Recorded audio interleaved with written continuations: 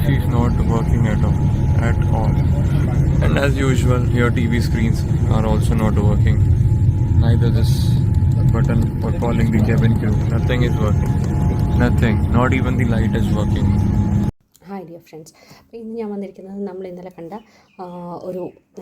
ഒരു ആകാശ ദുരന്തം ഇന്ത്യയെ മൊത്തത്തിൽ ഞെട്ടിച്ചിരിക്കുന്നു. നമ്മളെല്ലാവരും നമ്മുടെ രാജ്യം നടുങ്ങിയിരിക്കുകയാണ് ആ ഒരു ദുരന്തം കണ്ടിട്ട്.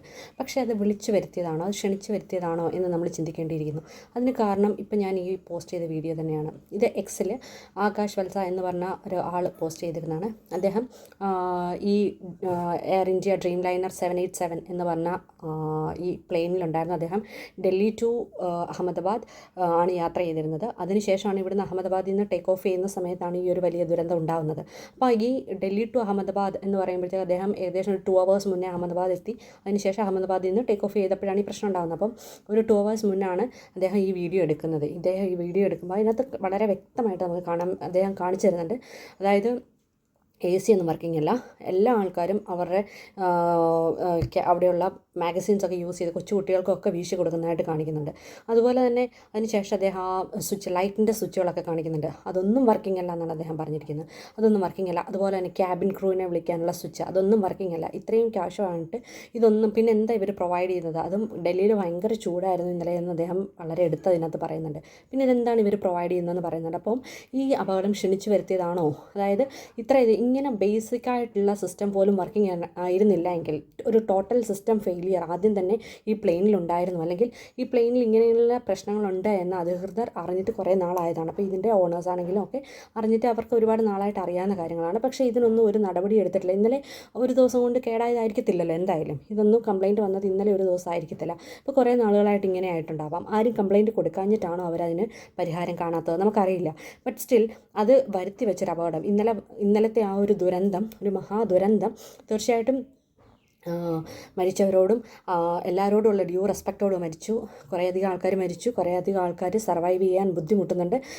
ഒന്നും അറിയാത്ത അല്ലെങ്കിൽ പ്ലെയിനിൽ പോയ ആൾക്കാർ മരിച്ചു. പക്ഷേ ആ ബിൽഡിങ്ങിലോട് ഇടിച്ചു കയറിയ സമയത്ത് അവിടെ ഉണ്ടായിരുന്ന ഭക്ഷണം കഴിച്ച ആ മെസ്സിൻ്റെയൊക്കെ അവസ്ഥ കാണുമ്പോൾ നമുക്ക് തീർച്ചയായിട്ടും സഹിക്കത്തില്ല. ആ ഭക്ഷണം കഴിച്ചുകൊണ്ടിരുന്ന ആൾക്കാർ ഒന്നും അറിയാതെ എത്ര പേരെ മരണപ്പെട്ടിരിക്കുന്നു, ലോക്കൽസ് എത്ര പേര് മരണപ്പെട്ടിട്ടുണ്ട്. അപ്പോൾ തീർച്ചയായിട്ടും ഇത് വളരെ വളരെ വ്യക്തമായിട്ട് നമുക്ക് പറയാൻ പറ്റും, വിളിച്ചു വരുത്തിയ ഒരു വിന തന്നെയാണ് എന്നേ നമുക്ക് പറയാൻ പറ്റുള്ളൂ. അതിന് വേണ്ട നടപടികൾ ഒരു സ്ഥലത്ത് ഒരു കംപ്ലയിൻറ്റ് കണ്ടാൽ, ഒരു സ്വിച്ചിനാണെങ്കിലും നമ്മുടെ വീട്ടിലൊക്കെ ഒരു സ്വിച്ചിന് കംപ്ലയിൻറ്റ് കണ്ടാൽ നമ്മൾ എന്ത് ചെയ്യും? ഓടിച്ചെന്നത് എത്രയും വേഗം അത് കറക്റ്റ് ചെയ്യാനുള്ള എത്രയും വേഗം അത് നമ്മൾ റെക്ടിഫൈ ചെയ്യും, പെട്ടെന്ന് തന്നെ അത് ശരിയാക്കി എടുക്കും. കാരണം എന്തുകൊണ്ട്? നമുക്ക് നമ്മുടെ ജീവനെ പേടിയുണ്ട്, അതുകൊണ്ടാണല്ലേ. പക്ഷേ ഇത്രയും അധികം ആൾക്കാരുമായിട്ട് യാത്ര ചെയ്യുന്ന ഒരു വിമാന കമ്പനി, ഇത്രയധികം യാത്രക്കാരെ കൊണ്ടുപോകുന്ന ഒരു വിമാന കമ്പനി ഇതൊന്നും മൈൻഡ് ചെയ്തില്ല എന്ന് പറയുമ്പോൾ ആൾക്കാരുടെ ജീവനും സ്വത്തിനും യാതൊരു വിലയും അവർ. അതിലും അത്ഭുതമായിട്ട് ഒരാൾ രക്ഷപ്പെട്ടിട്ടുണ്ട്. അത് എന്താ പറയുക, ദൈവത്തിൻ്റെ ഒരു അനുഗ്രഹം കൊണ്ടായിരിക്കാം. ഈ സെൽഫി എടുക്കാനുള്ള ശ്രമങ്ങളും തീർച്ചയായിട്ടും അതിനൊന്നും പോവാതെ. അതുപോലെ തന്നെ പൊതുജനങ്ങളുടെ ഭാഗത്ത് മിസ്റ്റേക്ക് ഉണ്ടെന്ന് പറയേണ്ടി വരും. കാരണം എമർജൻസി എക്സിറ്റ് വഴി ഒരാൾ രക്ഷപ്പെട്ടിട്ടുണ്ട്. ദൈവത്തിൻ്റെ കൈകൾ അദ്ദേഹത്തിനെ രക്ഷപ്പെടുത്തി, അല്ലെങ്കിൽ അദ്ദേഹത്തിൻ്റെ ആയുസിൻ്റെ ബലം കൊണ്ടായിരിക്കാം അദ്ദേഹം രക്ഷപ്പെട്ടത്. അദ്ദേഹം എമർജൻസി എക്സിറ്റ് വഴി, അദ്ദേഹത്തിനൊന്നും ഓർമ്മയില്ല, കാരണം ഫ്ലാഷ് ഓഫ് എ സെക്കൻഡ് എല്ലാം സംഭവിച്ചു കഴിഞ്ഞു. അദ്ദേഹം തീർച്ചയായിട്ടും എമർജൻസി എക്സിറ്റ് തുറന്നിട്ടായിരിക്കാം പുറത്തേക്ക് ചാടിയിട്ടുണ്ടാവുക. ആ പ്ലെയിനിൽ ആ സമയത്ത് അദ്ദേഹം ഉണ്ടായിരുന്നെങ്കിൽ അദ്ദേഹം രക്ഷപ്പെടുമായിരുന്നോ എന്ന് നമുക്ക് പറയാൻ പറ്റില്ല. ബട്ട് ബൈ ഗോഡ്സ് ഗ്രേസ്, ദൈവത്തിൻ്റെ അനുഗ്രഹം കൊണ്ട് അദ്ദേഹം രക്ഷപ്പെട്ടു. അപ്പോൾ ആൾക്കാർ ശ്രദ്ധിക്കേണ്ട ഒരു കാര്യം, ആദ്യം തന്നെ എമർജൻസി എക്സിറ്റ് എങ്ങനെ പ്രവർത്തിപ്പിക്കണം എന്നുള്ളത് പ്ലെയിൻ ടേക്ക് ഓഫ് ചെയ്യുന്നതിന് മുന്നേ തന്നെ ക്യാബിൻ ക്രൂ പറഞ്ഞു തരുന്നുണ്ട്.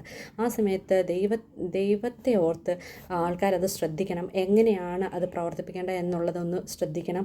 അത് പ്രവർത്തിപ്പിക്കാൻ തീർച്ചയായിട്ടും നിങ്ങൾ അറിഞ്ഞിരിക്കണം. അതിന് എന്തെങ്കിലും എമർജൻസി വന്നാൽ, നമ്മുടെ വിചാരം ഇതൊന്നും നമുക്ക് ശരിയാ, ആ സമയത്ത് നമ്മളതൊന്നും ഓർത്തിരിക്കണം നിർബന്ധമൊന്നുമില്ല. പക്ഷേ എന്നാലും ചിലപ്പം പറ്റിയാലോ, ഏതെങ്കിലുമൊക്കെ ജീവനുകൾ രക്ഷിക്കാൻ നമ്മളെക്കൊണ്ട് സാധിച്ചാലോ, ആർക്കെങ്കിലുമൊക്കെ രക്ഷപ്പെടാൻ സാധിച്ചാലോ, നമ്മൾ ആ സമയത്ത് ഫോണിൽ കുത്തുകയും മറ്റുള്ള സെൽഫി എടുക്കുക അങ്ങനെയൊക്കെയുള്ള കാര്യങ്ങളിൽ ബിസി ആയിരിക്കും അല്ലേ. എപ്പോഴും നമ്മൾ അങ്ങനെയാണല്ലോ ചെയ്യുന്നത്. ഇതൊന്നും നമുക്ക് ബാധിക്കുന്ന കാര്യമല്ല, നമ്മളെ ഇതൊന്നും ബാധിക്കുന്ന കാര്യമില്ല എന്നുള്ളൊരു ഇതിലാണല്ലോ നമ്മളിരിക്കുന്നത്.